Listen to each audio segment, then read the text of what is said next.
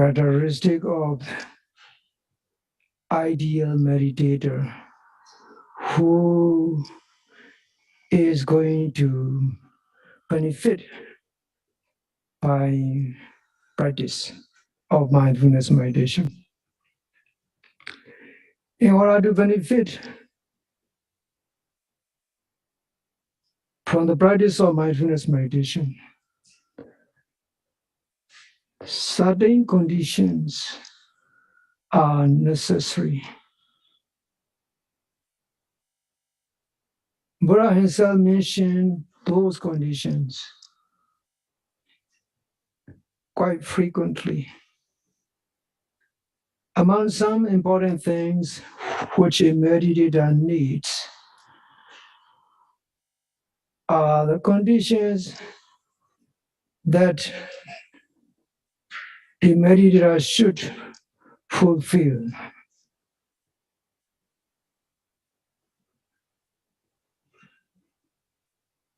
Practice of meditation is like learning in the school, studying the relevant subjects based on one's grade. Even though all the students are in the same class, although they receive the same guidance and read the same textbooks, some made real progress, some don't make progress. This depends on various factors. Some students, they study attentively, consistently, and trying to follow every explanation and instruction of the teacher.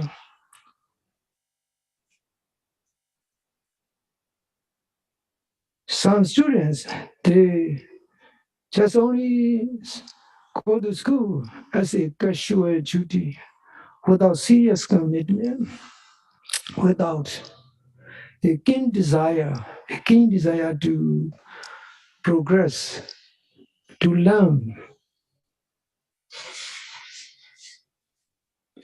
Such students with a lukewarm interest and non-serious interest will not make progress. But in an exception case, if some students are gifted with very high memory power, they can still be successful, even though they don't study seriously. At last minute preparation, they can do, but it is very hectic. In the same way, some meditators, they practice meditation with keen interest and commitment, consistency, and discipline and determination in their practice. They attentively listen to the instruction. They follow the guidance, and they make some considerable progress. Some meditators, they also do the same thing with a serious interest, but they cannot balance themselves. And so they don't make real progress. But we don't have to disappoint as a meditator. You don't need to disappoint. Your practice will slowly lead you on the path of progress. Now let me explain what Buddha has said. The ideal meditator who is going to progress on the spiritual path has certain conditions. First of all, he must be free from grave sins. In this case, grave sin means grave evil act, killing one's own mother, killing one's own father, killing a saint, enlightening noble one, and causing bruise in the Buddha's body, and causing breakup in the monastic community. All of you are totally free from such kind of grave sin, because there's no way for any of you to get involved in such kind of serious thing. These are called the five great sins in Buddha's teaching.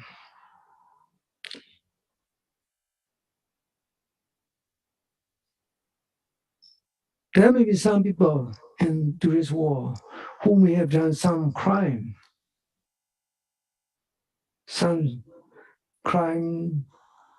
with a certain degree of seriousness, even though they may have committed crime once in a while based on their ignorance and based on their emotion. They can repent and they can rectify their character and they can improve their mental state and trying to get over through the remorse and guilt. They are quite interesting explanation regarding how to deal with the guilt and remorse in Buddhist text. So all of you are free from this, so you don't need to worry about that. And the second condition is a meditator needs to be free from orthodox, very strong, fanatic religious belief or personal belief, such as rejection of the benefits of good deeds, wholesome action, and the consequence of unwholesome action, and rejection of the existing of those kind of the moral laws, and rejection of the existing of the future lives, etc. In Buddhism, this is called the Natika. And Natika deity, Ahituka deity, Akriya deity. Natika means rejection of all the guru-based deeds and their consequence, and then also the consequence of the evil action. There's no karma, there's no result, and there's no future life. Ahituka deity means no cause and no effect. Human life is just only happening by accident, by chance. So just enjoying this life. Once a person dies, there's nothing beyond it. It doesn't accept any cause or effect. Agriya deity means one doesn't need to do any kind of wholesome meritorious deed or unwholesome deed. Whatever you do it. We don't need to worry about it, the consequence of that action, because there's no future life. Life is only by here, by this present condition. Once it is finished, it is finished forever. So such kind of thoughts, which are extreme, can hinder the spiritual path. I'm sure most of you don't have this kind of stuff. In today's world, among major belief systems, there are also some religions which restrict their followers from exploring other belief systems, let alone accept it. if someone follows or explores those kind of religious traditions, and if he trying to practice it, then he's no longer a believer. He will be in the hell as a result of his action. Being doubtful of one's religion is equated with doubt and being a heathen. So they strictly bar and prohibit their followers from getting involved with the other beliefs.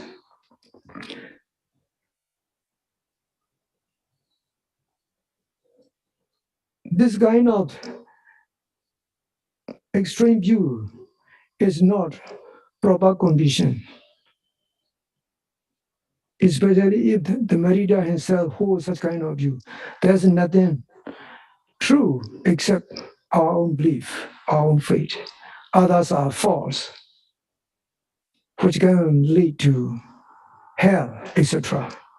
In Buddhism, there is no such restriction.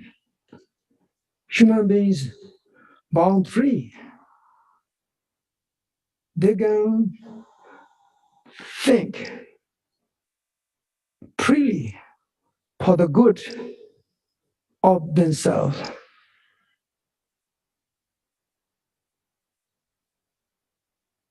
There's a lot of religious freedom in Buddhist texts. There's no narrow restriction or confinement to disciples. They can study, they can explore, they can practice whatever is beneficial and profitable for them. They can apply it in their daily life.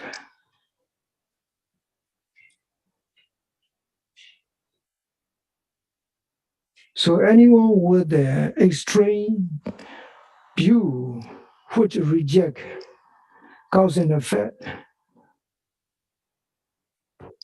which reject the consequence of good intention, wholesome deed, and evil deeds, is not the right meditator. He will not make progress unless he give up.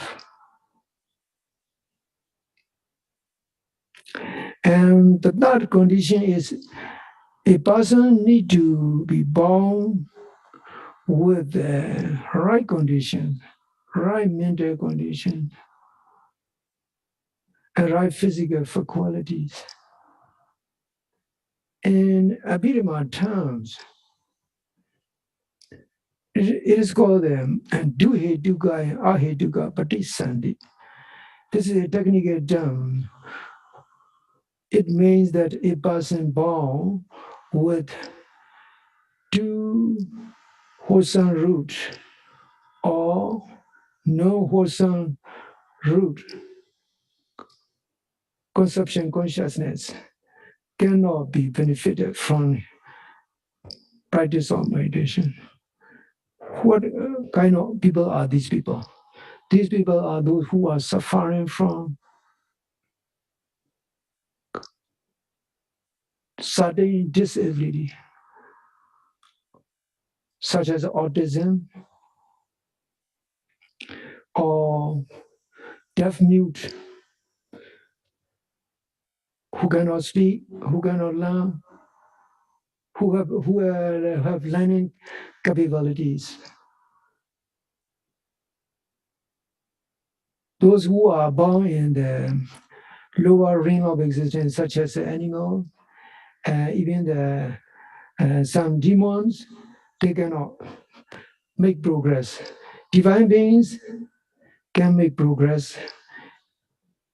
Human beings with the right mental conditions can make progress, who are capable of knowing things as they truly are, who can understand arising and passing and cause and effect, etc.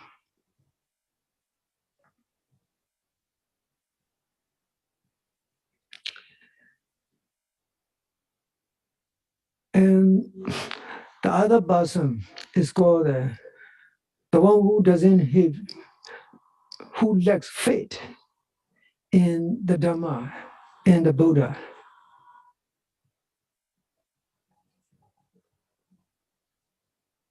This means that a person who doesn't have sincere faith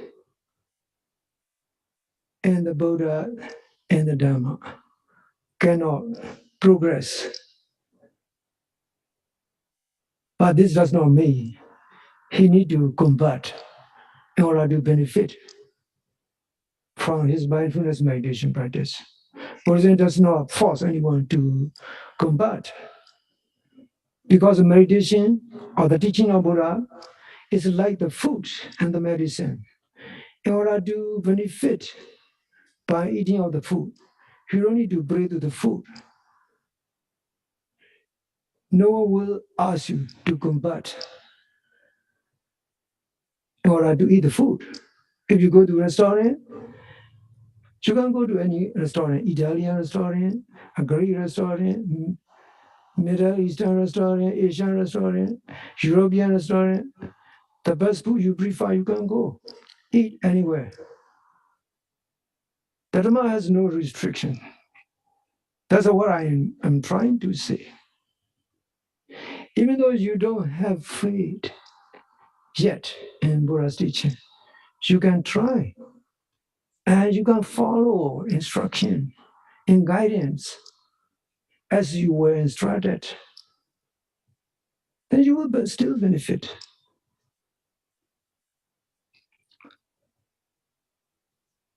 This condition makes only serious those who totally lack even open mind attitudes.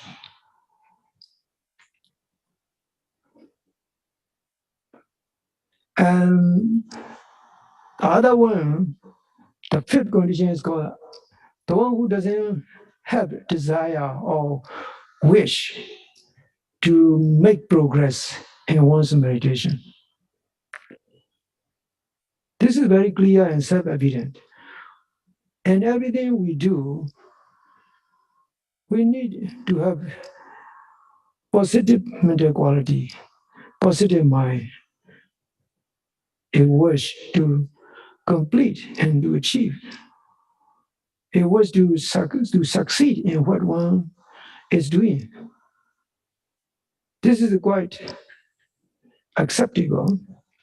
And number 6, the one who lack even basic level of knowledge and capacity to distinguish between good and bad, right and wrong, etc. If a meditator has one of these 6 conditions, he will not make progress in the practice. This is what Buddha has mentioned in one point of that discourse in Buddhist text. Now I'm going to explain other 5 conditions which may be quite familiar to all of you, because the meditation teacher sometimes will mention about those conditions. The conditions of an ideal meditator who is going to make progress, who is going to be benefited by practice of mindfulness meditation. These conditions are set by the Buddha in a discourse called the Praniyanga Sutta. Praniyanga Sutta is a very interesting discourse. Praniyanga means Praniya Inga, a combination of 2 words. Praniya means a meditator. Inga means components of a meditator. Sutta means a discourse on the component of the meditator. These component parts are like conditions, but not compulsory. As I already mentioned, if you have seriousness and you are such for your something that will provide you benefit and good, this serious interest itself, it will be a very wholesome and positive condition to progress, regardless of which kind of religious belief you belong to, which kind of idea you hold on to. You need to have a very open mind and open attitudes to explore, to search a path, a spiritual path that will make your life more livable and more complete. Meditation is just only spiritual path. It's not restricted to only Buddhist devotees alone. Basically, you have to understand this. As I already explained you, the Dhamma and the Buddha's teaching is like the medicine and like the food and like the best and daily do. It has no restriction.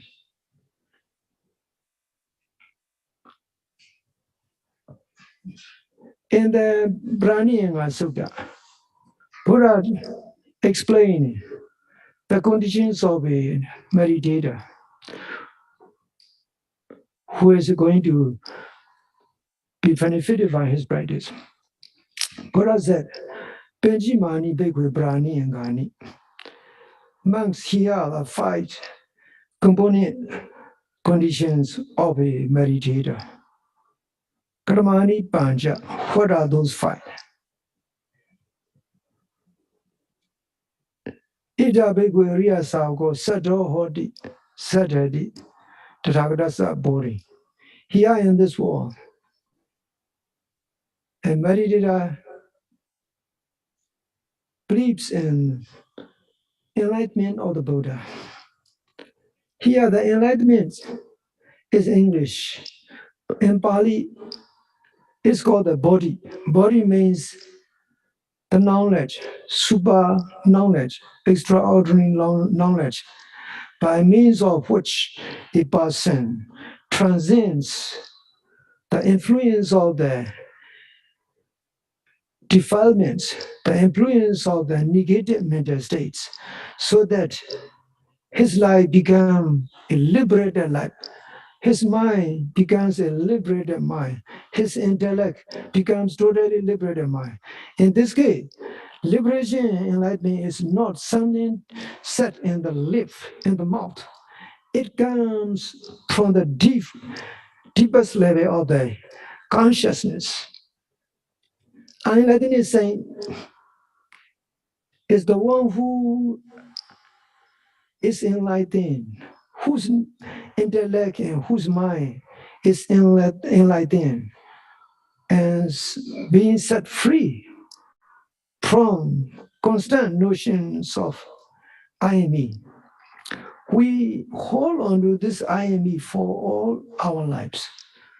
Even before we were born, even while we were in mother's womb. In Buddhist day, it is said, we have been holding this view of I am me for all countless lives. This view is like the time itself. There's no beginning of time. There's no end of time. The time itself is a very cyclic experience, a cyclic concept. You cannot show time on terms of physical tangibility. You just only show the time by numbers, by the dial of the clock. They exist in conceptual level. We need to use the time, what it is, and how long you have been living, etc. We need it. We cannot do away with it. But at the same time, we have to understand the emptiness of it. Once you know that, you will be happy. You no longer hold on to those things which cause you so much disappointment and so much sadness. when you are to be separated from him. That's what Buddha's teaching means. It will set you free. It will set your mind and your intellect free. So let me continue to explain. Here in this world, one believes in enlightenment of the Buddha. Buddha has attained perfect enlightenment.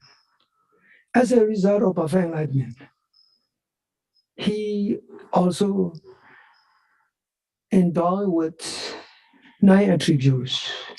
Itibi Savagwaraham Sama Sambuddho Vajjadrana Sampano Sugado Loka Vidu Anodara Purisadama Sarati Satadi Wamanusanam Buddho Bhagavati.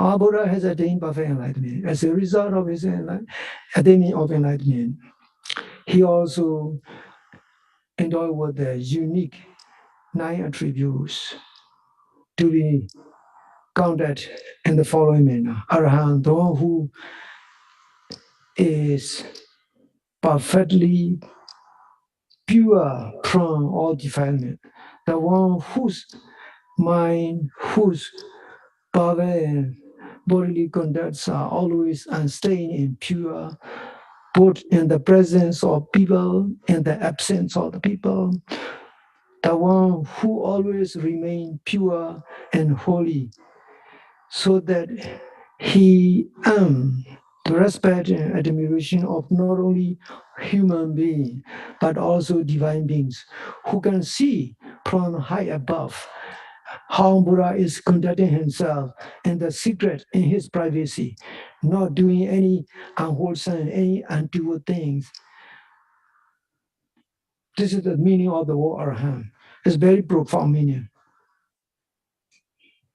And Sammasambuddha means the one who perfectly enlightened by his own intuitive wisdom without help from external agents. The one who knows the truth as it is. The one who possesses all-knowing knowledge, super knowledge called the Savinyutta Jnana. Sometimes this word is translated as omniscient knowledge. It is just only a mental capacity, the power of the mind. Buddha's mind is always calm, pure, unagitated, and non-discursive. How Buddha remained calm and peaceful? There was a sutta recorded in Buddhist text. In that sutta, everything about Buddha's daily conduct, daily bodily behavior is recorded in detail. If you have a chance to listen to it or study it, you will be very amazed. Buddha was kept under surveillance for 7 months by a young man who keep close watch on Buddha's movement, except on 2 occasions when Buddha retired into his private chamber to rest. When Buddha went into bathroom to answer the call of nature. At the other time, the guy is following Buddha day and night. Then he found nothing untoward, nothing unrespectable. The way Buddha look at things, the way Buddha talk with the people, the way Buddha deal with the people, the way Buddha walk into the city, the way Buddha eat, the way Buddha dress himself up. He just look everything in detail. He became convinced this is no ordinary person. This is a very extraordinary, special person, blessed with a very wonderful, amazing conduct. So he reported all his findings to his teacher. And his teachers too became the disciple of the Buddha. That teacher is no ordinary guy. He's 120 years old. Buddha is only 35 when he attained perfect enlightenment. He just only a young guy. Buddha's name, Buddha's fame is spread all over Indian subcontinent during that time. There are many wealthy people, many intellectual, educated, highly educated people belonging to upper class of the society. The moment they hear the news, they don't want to approach the Buddha based on hearsay. They want to make sure this is the real teacher, the real person who has respectable quality, both in and out, in the front of people, in the absence of people. So they made sure, and they found out Buddha is a wonderful person. So they become disciple of the Buddha. So Arahant is a very much wonderful word, which symbolizes purity and holiness of the Buddha. Buddha's mind, especially Buddha's consciousness. Sammasambuddha is the second attribute which symbolizes enormous mental power, known as Sabinyudanyana, omniscient knowledge, the ability to know things, the ability to know truth, which transcends time, which transcends all the physical barrier and geographic distance. And Vajrasarana Sampanno, and Buddha possesses three super wisdom, super knowledge, and eight super knowledge. Maybe some of you may heard about those kind of things. I want to keep short. So Sugata, Buddha is blessed with the unique attribute of the being a good, wholesome speaker who speak only wholesome, beneficial, truthful words.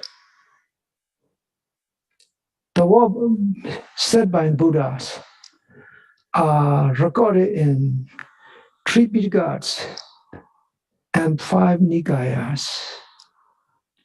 All those books are very wonderful. Buddha touched on many topics during 45 years of life.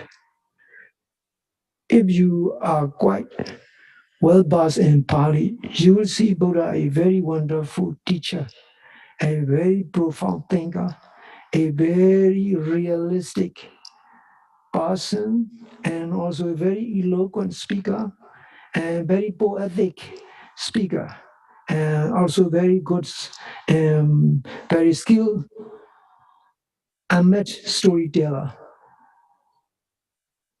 Storyteller means Buddha, when Buddha mentioned about the previous life incidents, he talked about his past life experience in the text called the Charaka stories. Those are also very wonderful stories and wonderful incidents, full of wonderful morals and lessons, moral lessons and real life lessons. So you will not even believe how a person within such a short time can speak such a wonderful, deep words, full of wisdom, full of practicality, and full of the good consequence, etc. This is what the word Sukdo means. Lokavidu means the knower of the world. To briefly explain this word, Buddha knows both internal world and external world. Internal world means an individual being. External world, Buddha mentioned briefly about that. There are countless world systems. The world we live in is just only a speck on the boundless space, very insignificant speck on the boundless infinite space. There are many, many other world systems. The world systems are endless. Buddha mentioned in Buddhist text. I just only briefly share what Buddha has said regarding the world and the universes. Anuttara Buddhisa Dhamma Sati means fearless teacher of not only human beings, but also divine beings and deities. Buddha, the one who knows 5 things that should be known. the one who knows the Four Noble Truths, and the one who knows all spiritual paths to attain lasting peace and happiness and freedom from suffering. And the nine attributes are called Bhagawa. It means the one who possesses six glories, spiritual powers. I just only briefly explain. The Meditator trust in the Buddha that Buddha has attained perfect enlightenment. As a result of attaining of perfect enlightenment, he also possesses these nine unique attributes. For all of you, you don't need to understand these nine attributes unless you are quite familiar with Buddha's teaching. If you are outside of Buddhism, it doesn't mind. It doesn't matter. You will progress if you have serious interest and a desire to progress in your practice. That's what I want to say. Buddha said these words as a perfect condition of an ideal yogi. Now, the second condition is regarding good health. Buddha said in the discourse, Abba bado hoti abba tingo. Sama vipakiniya ganiya samanagado nadi setaya nichonaya mijimaya pranakmaya. It means that a meditator needs to have good condition. In this case, his digestive system must not suffer from indigestion or any disorder.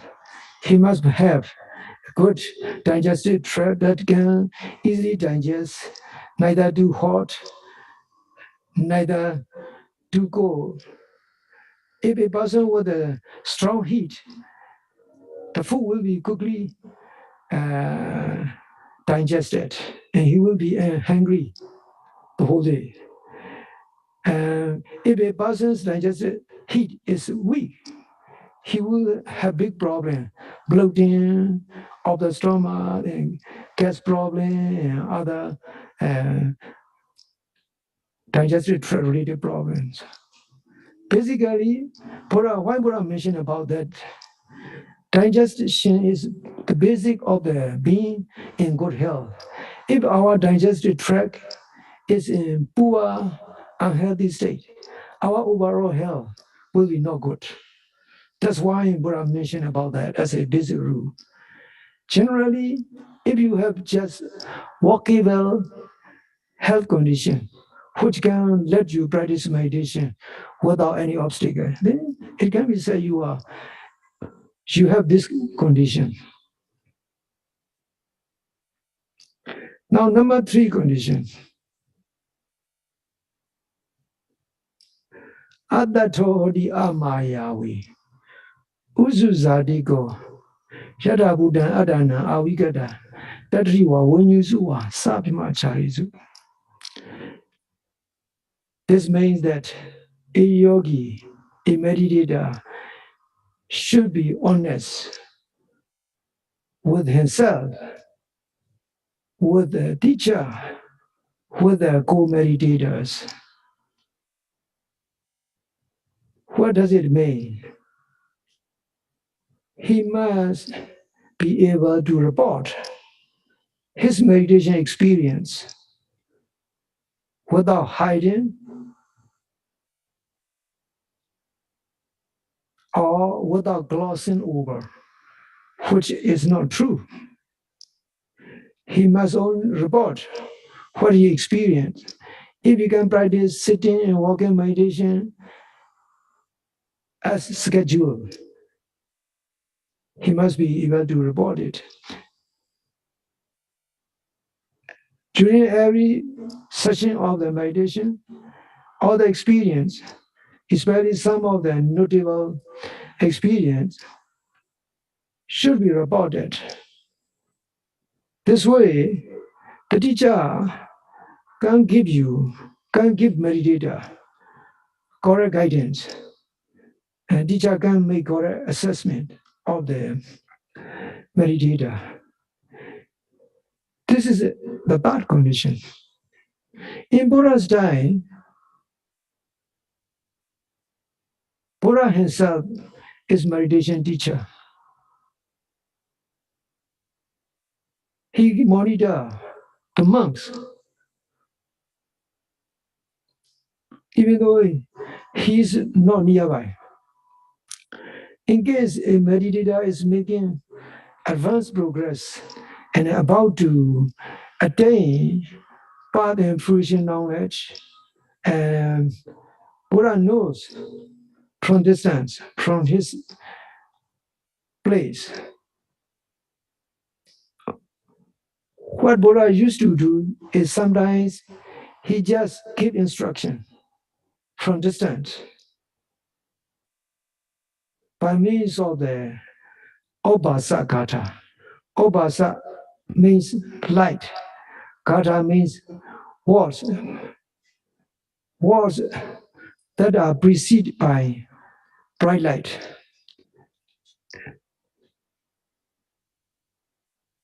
A meditator see the bright lights being beamed into toward him, like you try to shine the bright light towards someone or something. And the Buddha's voice come along with the light. He hear Buddha's instruction very clearly. He progress. He might progress quickly. Sometimes Buddha goes there personally by himself, by means of the psychic power. He immediately appeared near that person. In case of the Venerable Moggallana, Buddha go there to give instruction. When Venerable Sona, a very well-known disciple of the Buddha, is disappointed during his meditation, thinking that, oh no, I should give up my practice. I'm in very hardworking, I know myself. I'm one of the hardworking disciples. Despite my great effort, I cannot make progress. Maybe I have no paramis in my past life. I better give up and go back to my layman's life. He thought about it. Buddha knows Venerable Sona's thought. So he immediately appeared near the Venerable Sona. And Venerable Sona paid respect to Buddha. Buddha said, Sona, I was thinking about giving up. Yes, Pandit. Yes, Lord Buddha. Then Buddha said, are you familiar with the playing of the music by means of using harp? Buddha knows Venerable Sona is interested in music. Before he became an ordained monk, he used to play music because he is a wealthy man. He doesn't need to worry about his business. So Venerable Sona was like, yes, Lord Buddha, I'm skillful at the playing of the harp. So let me ask you, in case the string of your harps are too loose, and then when you play, what will happen? Well, no sound, no melodious sound will come because the tension is too loosened. So there's no proper amount of tension of the string. Okay, then if you tighten your strings of the harp, and can you play? Will it make a melodious sound? No, Lord Buddha. Then Buddha said, Sona, practice of meditation is like this. You must not make too much effort. You must not put too much effort into practice. Or you must not totally suspend the effort. You must make balanced effort, balanced mental focus. Only when you are able to balance your necessary energy of the mindfulness and concentration and effort, you will progress. Then Buddha made the point, and so now follow Buddha's skillful guidance. He attained perfect enlightenment. So Buddha is a very wonderful teacher. He used very skillful method and strategy. And every way he teach for everyone, based on their characteristic and preference and inner tendency. That's why Buddha is a very wonderful teacher who can always lead and guide to disciple to the path of freedom successfully. That's what it means in Nubrabhu Satama Satari Amnusana and Bodho and Bhagawa.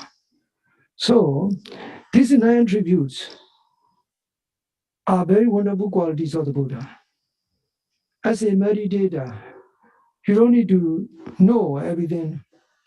You just only need to have sincere trust in the power of the Buddha and the enlightenment of the Buddha, and also having workable health conditions, and also sincerity with your meditation practice when you are reporting to the teacher.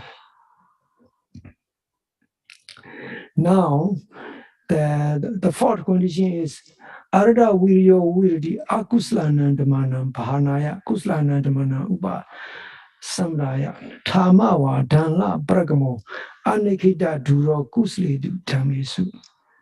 A meditator must be prepared to make necessary effort to remove unwholesome mental states, unwholesome conditions, bowel and bodily condition, unwholesome mental condition,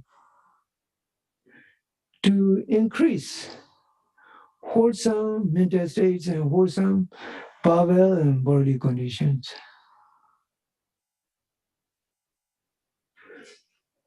This is not difficult condition. The moment you start practicing meditation, you are fulfilling this. Every moment of noting, every moment of your mindful observation is removing of unwholesome things, unwholesome mental states from happening. Even if they happen, even if they occur in your mind, such as a desire or confusion, of anger, you note it. You don't claim it as your own anger, as your own desire. You just view it as like the way you see stray dogs coming to your house door. Then you will be able to let go of that anger. If you're trying to own that anger, oh, I'm angry because someone did me something in such and such a year. How bad he is, because you are thinking this continuously based on your notions of your condition, permanent notion of I and me. So you got angry. And then you try to own that anger, trying to identify that anger with yourself. Me, my anger. Then meditation will be very difficult. Remember, when you are doing morning walking exercise in a big, very nice park, you just walk freely, enjoying freedom. You just breathe in very fresh morning air, full of oxygen, free from any pollutant, because no guy coming out of the house, no traffic on the roads. You breathe in gladly, you breathe out gladly. You don't hold on to that air. This air belongs to me. You never have this kind of attitude. You simply let go. You simply welcome it into your nostril. You simply let go when you exhale. You have no attachment to it. How wonderful that feeling is. You are prolonging your life by breathing in healthy air, fresh air, breathing out that healthy air without attachment. Trying to live the way you breathe in, you breathe out that fresh air. Your consciousness is wonderful energy that makes you alive, that make you live longer life. If you can keep this kind of right mental attitude, your mindfulness meditation will be very smooth and progressive. It's very interesting to have the right attitude. Buddha always said, having right attitude is everything. If you have right attitude, right mental condition, you can be successful in everything you do. Right attitude in Buddhist style is called Yoniso Manasikara. So every moment of noting, every moment of mindfulness is removing of unwholesome thing and increasing wholesome conditions. You don't need to intentionally fulfill this condition. Now let me continue to explain the remaining words said by Buddha. Tamawa. A meditator must have dynamism. Tama means dynamism. Wa means have. A meditator should have dynamism. Dynamism means you must not remain passive.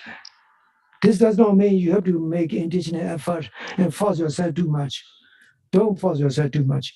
Your mind needs very skillful persuasion. Sometimes it will resist during your practice. You must know the mind is very resistant and always complaining about this and that. You must be able to observe that complaining mind, that mourning mind, always protesting, resisting. You must be able to observe that mind.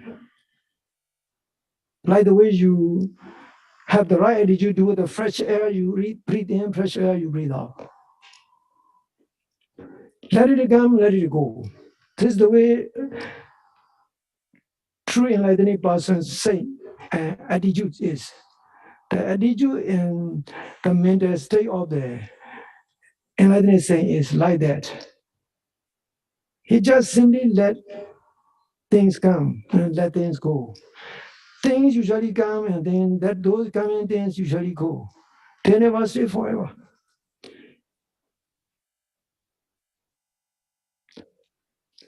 The next word means Danla Pragamo. Danla means strong and fixed. Pragamo means sustained effort. A meditator must make sustained effort, steady and sustained effort. He must be consistent in his practice, except in times of taking rest, except in times of giving rest to his entire mind, entire body.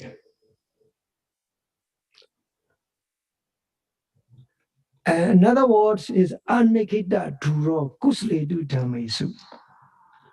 Anikita duro means anikita means not drop. Dura means responsibility. A meditator must not drop or must not as ignore that duty to practice meditation, especially in this case, in fulfilling wholesome condition. Practicing meditation is increasing wholesome mental states and wholesome mental conditions. You are already fulfilling these conditions. The moment you take a precept, you are fulfilling to increase your wholesome bowel and bodily condition. Precepts are restraining tool to purify our bowel conduct and bodily conduct. Purification of bowel conduct and bowel unwholesome condition, unwholesome bodily condition is through moral precepts, not through meditation. Meditation is for spiritual purification, to increase wholesome, pure mental states. So you are already fulfilling these wholesome conditions to be inside your inner being.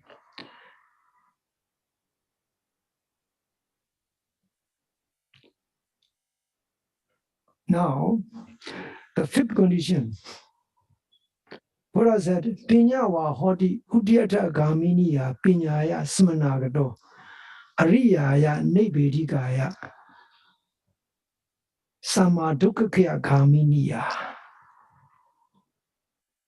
Very interesting words said by Buddha regarding this fifth condition. The fifth condition means that a meditator needs to have basic capacity to know what arises and what disappears. So he must be able to distinguish the arising and passing of the things. This will not happen for ordinary non-meditator person, because a non-meditator person always view himself, I am the same person from the moment my mother gave birth to me. I will remain the same person.